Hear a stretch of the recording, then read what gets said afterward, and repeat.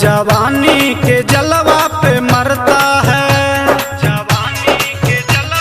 हाँ, आजकल कोई प्यार नहीं करता है, सब जवानी के जलवा पे मरता है। मेरा दिल उसने तोड़ा, मुझे तन्हा करके छोड़ा, कांच अंडे को उसने तो बॉयल बना दिया। हाय, सोना दिया सोनार को तो पायल बना दिया, दिल दिया दिलदार को साला घायल बना दिया। सोना दिया सोनार को तो पायल बना दिया, दिल दिया दिलदार को साला घायल बना दिया। डीजे विकास बेतिया।